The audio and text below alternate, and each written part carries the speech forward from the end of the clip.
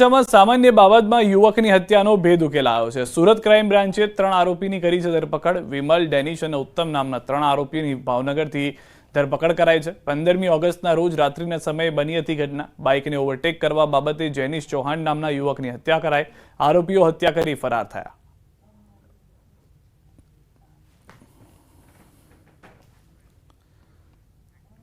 આ તરફ મહેસાણા અમદાવાદ હાઈવે વચ્ચે અકસ્માત સર્જાયો। ઉમાનગર પાસે ગાડી અને ટ્રક વચ્ચે અકસ્માત થયો। અકસ્માતમાં ગાડીમાં સવાર 3ને ઈજાઓ પહોંચી છે। તમામ ઘાયલોને નજીકની સિવિલ હોસ્પિટલમાં ખસેડવામાં આવ્યા છે। ગાડીમાં સવાર મુસાફરો ઝુલાસણ ગામના હોવાની માહિતી છે। નંદાસણ પોલીસ ઘટના સ્થળે પહોંચી વધુ તપાસ હાથ ધરી।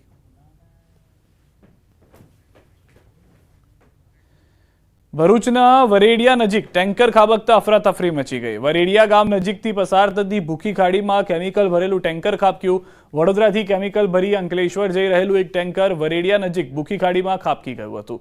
ટેન્કર ખાબકતા હાઈવે પર ટ્રાફિક જામ સર્જાયો હતો। વાહનોની લાંબી કતારો જોવા મળી હતી।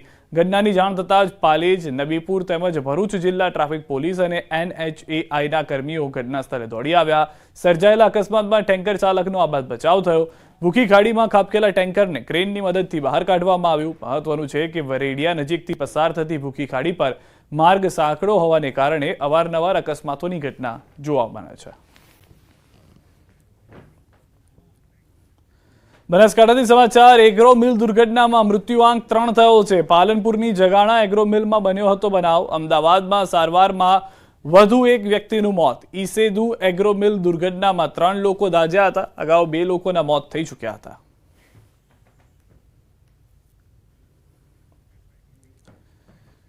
ભાવનગરના કાળિયાભીડ વિસ્તારમાં આવેલી પાણીની ટાંકી ખુલ્લી હોવાથી લોકોમાં દૂષિત પાણીની ભીતિ સેવાઈ રહી છે। ટાંકીની છતનો સ્લેબ 2.5 વર્ષ પહેલા તૂટી ગયો હતો। હજુ સુધી તેનું સમારકામ થતાં મહાનગરપાલિકાની કામગીરી પર સવાલ ઉઠી રહ્યા છે। ખુલ્લી ટાંકીમાં પડતા કચરાને કારણે લોકો છેલ્લા 2.5 વર્ષથી દૂષિત પાણી પી રહ્યા હોવાની ફરિયાદ છે।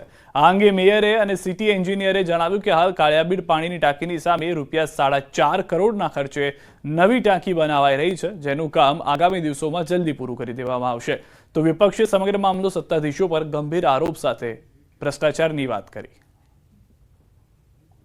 કાળિયાભીડની જે ઓવરહેડ ટાંકી છે એ 2.5 વર્ષ પહેલા તૂટી ગઈ। તૂટી ગયા બાદ 6 મહિને ધ્યાનમાં આવ્યું કે ભાઈ ટાંકી તૂટી ગઈ છે। પછી ડોમની જાહેરાત કરી, નવી ટાંકીની જાહેરાત કરી। ખરેખર ઈચ્છા શક્તિનો અભાવ હોય ને એવું સ્પષ્ટ લાગી રહ્યું છે। ત્યાં 4 થી 5 લાખ માણસો એ ટાંકીમાંથી પાણી પીવે છે અને એ પાણી દૂષિત। ભાવનગરના આ સત્તાધીશો એમને દૂષિત પાણી પીવા મજબૂર કરી રહ્યા હોય એવું ચોક્કસ લાગી રહ્યું છે। ના એવું ના હોય। તરસમિયાથી રાઇઝિંગ મેન મારફત ફિલ્ટર કરેલું ક્લિયર વોટર પાણી એમાં લોડ થાય છે અને ત્યારબાદ જ એનું ત્યાંથી વિતરણ થાય છે। એટલે એવી કોઈ વાત નથી કે ભાઈ આમાં ડોળું પાણી હોય કે આ હોય તે હોય। પાણીની ટાંકી જર્જરિત એટલી બધી નથી, પણ ત્યાંથી જ તે પાણી એકદમ શુદ્ધ 75 થી 1 લાખ માણસોને સપ્લાય કરવામાં આવે છે। બીજી ટાંકી બાજુમાં જ બની રહી છે અને તેનું કામ 50% પહોંચી ગયું છે। વધીને જાન્યુઆરી ફેબ્રુઆરીમાં આ ટાંકી કાર્યરત થાય તેવી અમારી પૂરેપૂરી કોશિશ છે। અને હાલ રોકાઈશું એક વિરામ માટે, પરંતુ તે પહેલા નજર કરીએ ટોપ 3 ખબરો પર। સુરતમાં કામરેજ વિસ્તારમાં જોખમી સવારીનો વિડીયો વાયરલ। અમદાવાદના હાટકેશ્વર વિસ્તારમાં યુવકની હત્યા। શ્રાવણ મહિનાનો આજે 3જો સોમવાર, શિવ મંદિરોમાં ભક્તોની ભેટ।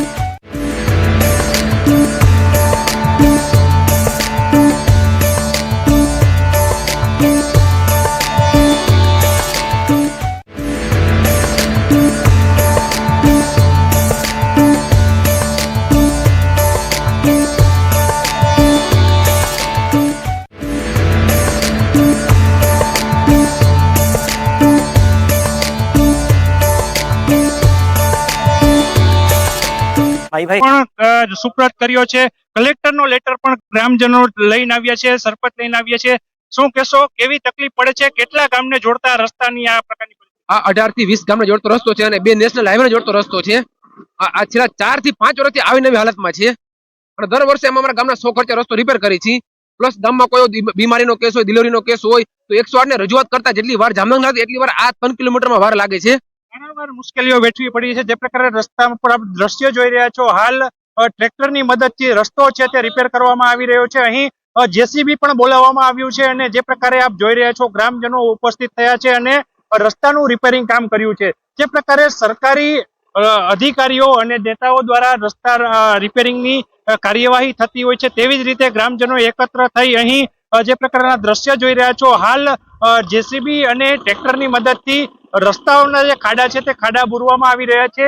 જે પ્રકારની પરિસ્થિતિ છે, પરિસ્થિતિથી લોકો ત્રાહિમામ પોકારી ઉઠ્યા છે.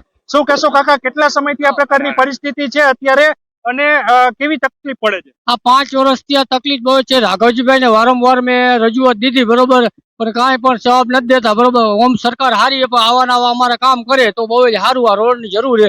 અરવિંદભાઈ પટેલ એના સાથ સહકારી ઘરના પૈસાથી નાખવા તૈયાર થયા છે. લ્યો, ઘરના પૈસે અત્યારે જે પ્રકારે લોકો છે તે લોકો રોડ રસ્તાનું સમારકામ કરાવી રહ્યા છે. જે કામ સરકારને કરવું જોઈએ એ કામ હવે લોકો આગળ આવી રહ્યા છે. અરવિંદભાઈ નામના જે વ્યક્તિ છે, વ્યક્તિએ સ્વખર્ચે આ રસ્તાનું સમારકામ શરૂ કર્યું છે. ગ્રામજનોના સહયોગથી અત્યારે જહાજ મહેનતને જિંદાબાદ કરી અને છેલ્લા ઘણા સમયથી જે રસ્તાની તકલીફ હતી એ તકલીફ દૂર કરવા માટે કાર્યવાહી છે તે શરૂ કરવામાં આવી છે. જામનગર રાજકોટ હાઈવે થી કંડલા તરફ જે જોડિયાનો હાઈવે છે, જોડતા 20 ગામો જેટલાનો જે અતરિયાળ રસ્તો છે, આ રસ્તો હાલ સમારકામ કરવામાં આવી રહ્યો છે. ત્યારે સરકારને પણ શરમ લાગે એ પ્રકારની પરિસ્થિતિમાં લોકોએ હવે કામગીરી કરવાનું આરંભ્યું છે. કેમેરામેન મનસુખ રામોલિયાની સાથે કિંજલ કરસરિયા, ન્યૂઝ 18 ગુજરાતી, જામનગર. ભરૂચની ઐતિહાસિક બટુકનાથ વ્યાયામ શાળાને વકફની મિલકત દર્શાવતા વિવાદનો મતપૂડો છંછેડાયો છે. વકફની મિલકતો દર્શાવતી વેબસાઇટ પર બટુકનાથ વ્યાયામ શાળા તેમજ ભરૂચમાં 1400 થી વધુ મિલકતો દર્શાવવામાં આવતા હિન્દુ સમાજના લોકોમાં રોષ ફેલાયો છે. જેને લઈ સનાતની હિન્દુ સમાજ દ્વારા પત્રકાર પરિષદ યોજાઈ હતી, જેમાં ઐતિહાસિક બટુકનાથ વ્યાયામ શાળાના ટ્રસ્ટી પિનાકિન રાજપૂત પ્રકાશ મોદીએ આઝાદી પહેલા 1913માં સ્વાતંત્ર્ય સેનાની એવા પુરાણી બંધુઓ દ્વારા સ્થાપના કરાઈ હોવાનું જણાવ્યું હતું. સાથે સાથે આ સમગ્ર મિલકત સરકારી ચોપડે બટુકનાથ વ્યાયામ શાળાના નામે નોંધાયેલી છે. ત્યારે વકફની મિલકત વેબસાઇટ પર કેવી રીતે દર્શાવાઈ છે તે મોટો પ્રશ્ન છે.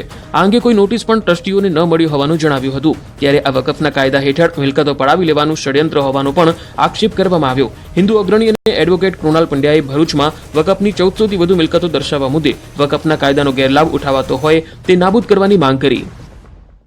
આમ વકફ કાયદાની જોગવાઈઓનો ગેરલાભ લઈને અથવા તો કાયદામાં જે પણ કંઈક છીંડા છે એના દુરુપયોગને આધારે આવી રીતે મિલકતને પચાવી પાડવાનું આ એક ભરૂચમાં